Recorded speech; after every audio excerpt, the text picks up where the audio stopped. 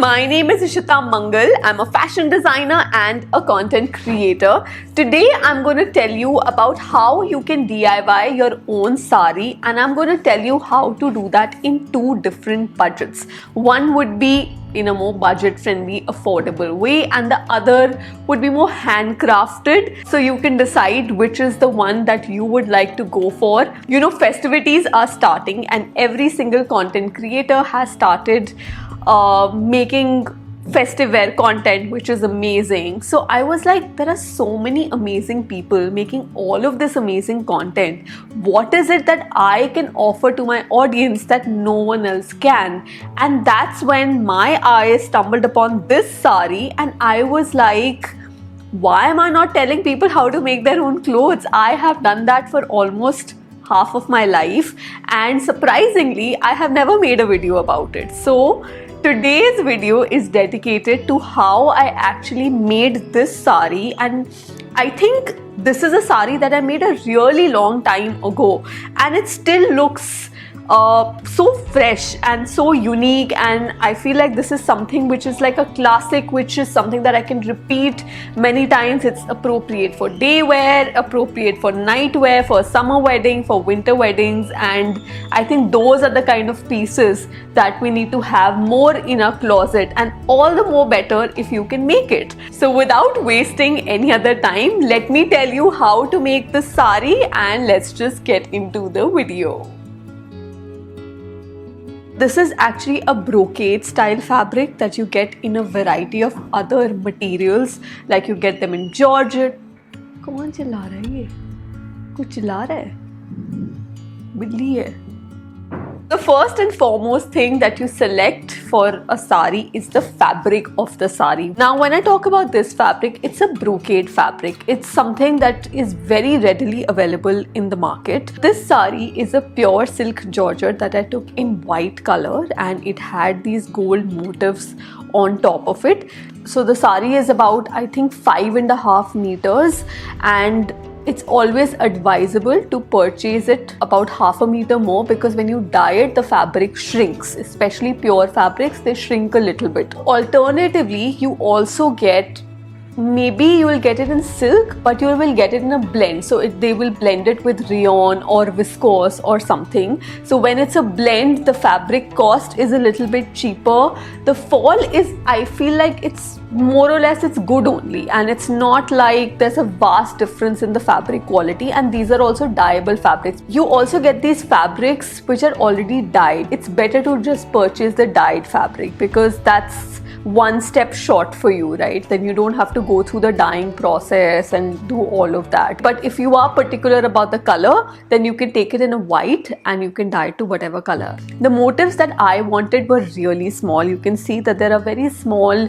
leaf motifs on this sari. I just feel like smaller motifs look classier. They're appropriate for all kinds of events, and I feel like it just looks better. That's my personal liking, but you can go for any of the motifs you like. This motif is in gold. You will also get the motif in silver as well, so that is also a decision that you can make. In addition, you have to take care that it falls very well. See, it doesn't matter if you're trying to take it pure silk or you're trying to take a blend. It honestly does not matter, and no one will even get to know. But the fall of the sari has to be nice. So I feel like when you're at the shop, when you're purchasing the fabric, take the fabric in your hand, drape a little bit of sari, see in front of the mirror how does the fall look. Of course, the fall becomes a little better once you add the fall, once you add the border and everything, but you will at least get an idea of how it looks like.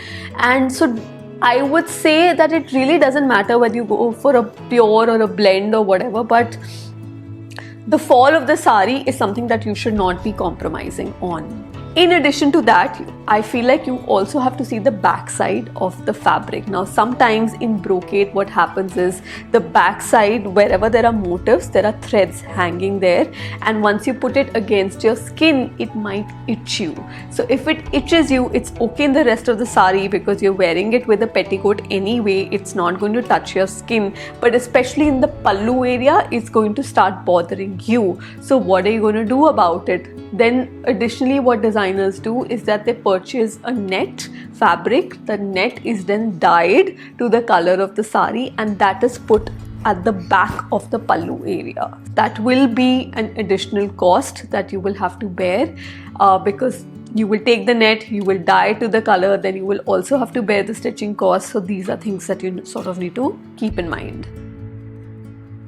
There are essentially two ways of getting your sari border done, and that's really going to decide what the budget of your sari is going to be like. Costing of getting anything hand done.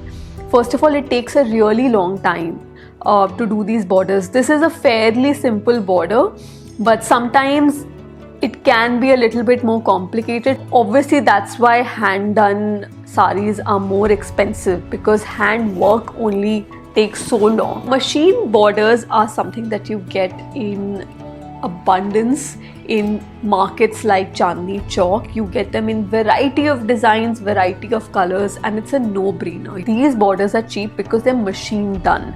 Now, when anything is machine done, it's a lot faster, it's a lot quicker, there's not really much labor cost attached to it, and that's why you get them for cheaper. If you really hunt for them, you can find a really good quality one at a low price.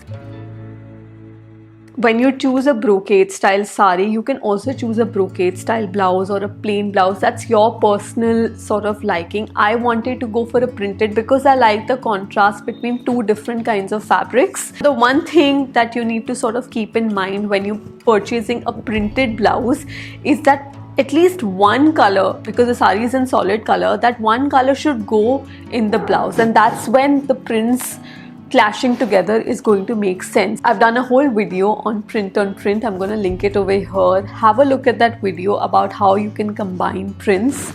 That's going to give you a good idea of what kind of blouse you should be going for. Let's talk about the style of the blouse. I got it done in a scooped neckline, which is sleeveless. Alternatively, I've also made another blouse with this sari, a round neck with sleeves. It's purple, and there is a hint of the color of the sari on this blouse as well. This is a more conservative style blouse, which will also look good with the sari, versus the one that I'm wearing, which is scooped and sleeveless, which is also looking nice. So the design doesn't really matter. That's something that you can decide as per your personal choice, but do take care about which print you're taking or which fabric you're taking, and make sure that it's stitched very, very, very well. Once the blouse is backless, then you have to add cups to it for it to have a good fitting. If you are someone who doesn't like wearing cups, then I would suggest that take broader bands or don't take backless, so that you can wear your innerwear inside comfortably. The other thing that I want to talk about is the work that is done on the neckline of the blouse.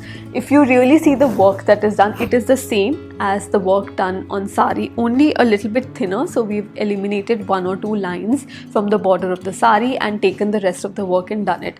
Now, of course, this is only possible when it's hand done. Only when the embroidery is hand done can it take a shape like this.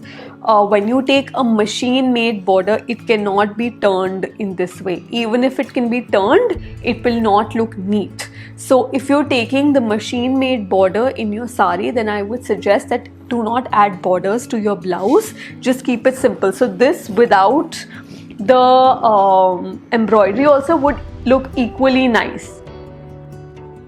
This was all about the designing of the sari, but next I'm going to talk about the styling of the sari. So of course you can wear it in this way. Pallu from the front to back always looks nice. It's an evergreen style, suits everyone, suits all occasions. It's a no-brainer. But if you want to experiment a little bit, you can also try this pallu hack, where I've pleated the sari normally. Up till this point it's a normal drape. Now after this, I've taken the rest of the pallu fabric, pleated it together and taken it from front to back. So it creates these cowls in front, and it just looks a little bit interesting, looks a bit intriguing. Anyway, the sari is so stunning, and then when you drape it in a different way, it's even more eye-catching. Taken this collar necklace, which matches to the work of the border of the sari and highlights it very well. I've ditched the earrings and instead I've gone for this pastel green ear cuff. You know that I'm a little bit more experimental. I like a little bit of drama. I'm here for it. Let me do it. But you can ditch the ear cuff completely and just wear your studs, your diamonds, or danglers, whatever it is that you like. If you have any other doubts, please don't forget to ask me in the comment section. I would love to discuss it. I really think that I covered all the points, but if I have missed something, you can feel free to ask me in the comments. I will try and answer to the best of my ability. Thank you so much for watching this video. Don't forget to subscribe to my channel if you like me, if you like my work, and if you want to continue to watch these kind of videos. Thank you so much for watching. My name is Ishita Mangal and I will see you next time. Bye.